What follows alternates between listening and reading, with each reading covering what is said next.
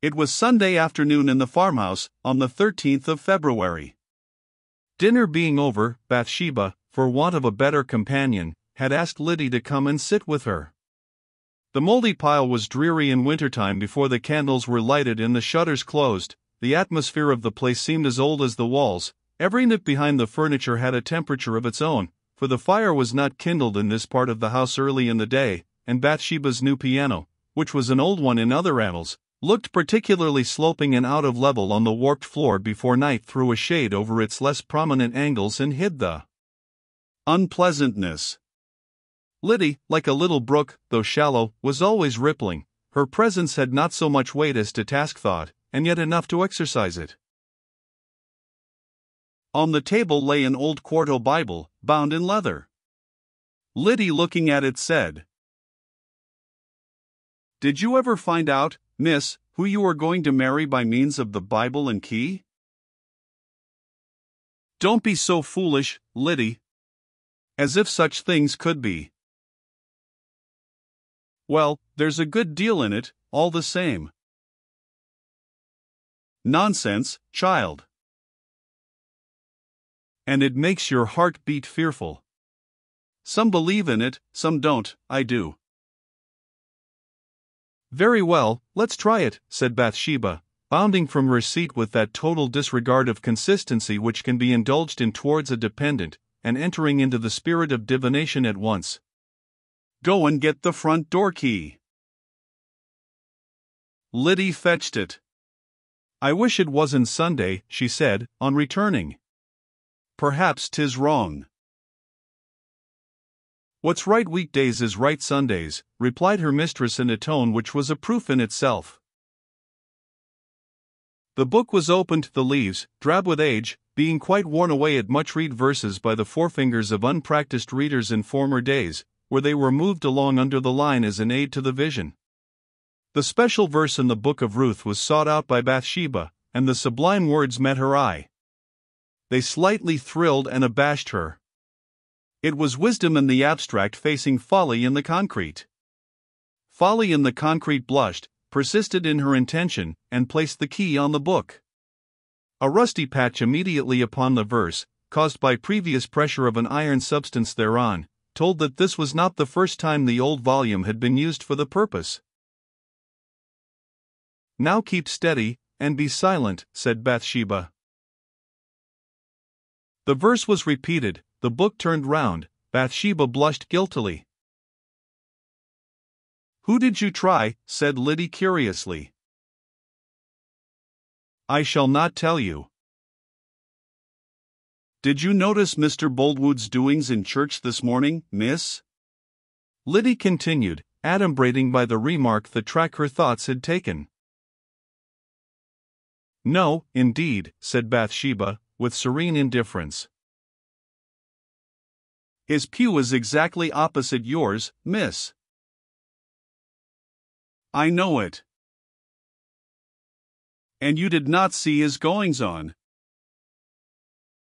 "Certainly I did not, I tell you." Liddy assumed a smaller physiognomy, and shut her lips decisively. This move was unexpected, and proportionally disconcerting. "What did he do?" Bathsheba said perforce. "Didn't turn his head to look at you once all the service." "Why should he?" again demanded her mistress, wearing a nettled look. "I didn't ask him to."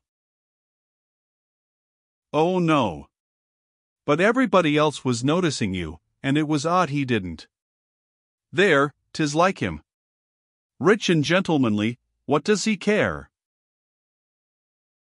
Bathsheba dropped into a silence intended to express that she had opinions on the matter too abstruse for Liddy's comprehension, rather than that she had nothing to say. "Dear me, I had nearly forgotten the valentine I bought yesterday," she exclaimed at length. "Valentine? Who for, miss?" said Liddy. "Farmer Boldwood?" It was the single name among all possible wrong ones that just at this moment seemed to Bathsheba more pertinent than the right. "Well, No. It is only for little Teddy Coggan. I have promised him something, and this will be a pretty surprise for him. Liddy, you may as well bring me my desk and I'll direct it at once. Bathsheba took from her desk a gorgeously illuminated and embossed design in post-octavo, which had been bought on the previous market day at the chief stationer's in Casterbridge. In the center was a small oval enclosure. This was left blank, that the sender might insert tender words more appropriate to the special occasion than any generalities by a printer could possibly be. Here's a place for writing, said Bathsheba. What shall I put? Something of this sort, I should think, returned Liddy promptly. The rose is red, the violet blue, carnation sweet, and so are you.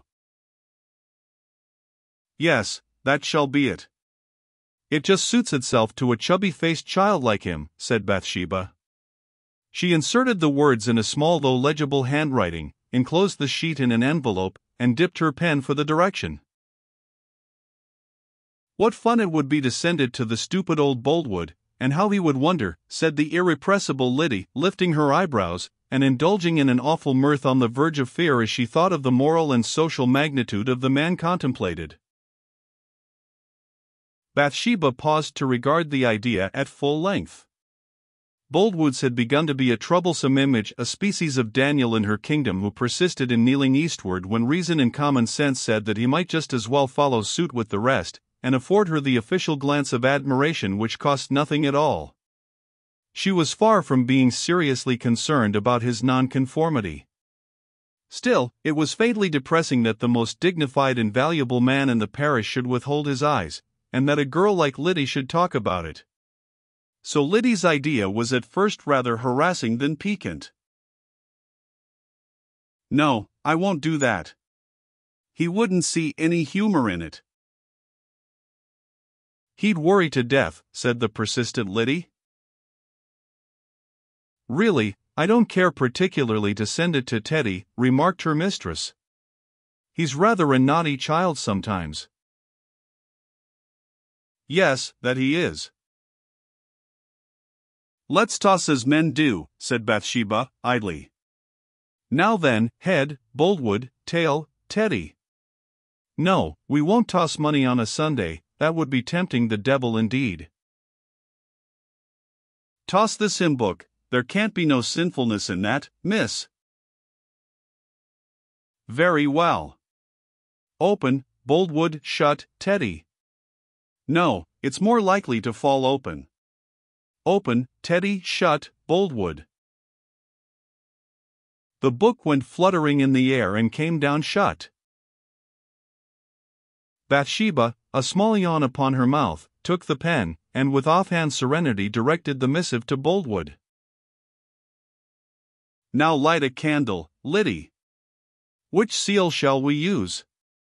Here's a unicorn's head, there's nothing in that. What's this, 2 doves? No. It ought to be something extraordinary, ought it not, Liddy? Here's one with a motto, I remember it is some funny one, but I can't read it. We'll try this, and if it doesn't do we'll have another. A large red seal was duly affixed. Bathsheba looked closely at the hot wax to discover the words. Capital, she exclaimed, throwing down the letter frolicsomely. 'Twould upset the solemnity of a parson and clerk too.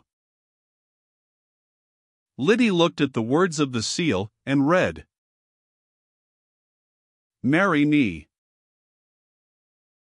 The same evening the letter was sent, and was duly sorted in Casterbridge post office that night, to be returned to Weatherbury again in the morning.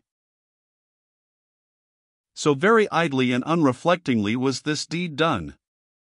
Of love as a spectacle Bathsheba had a fair knowledge, but of love subjectively she knew nothing.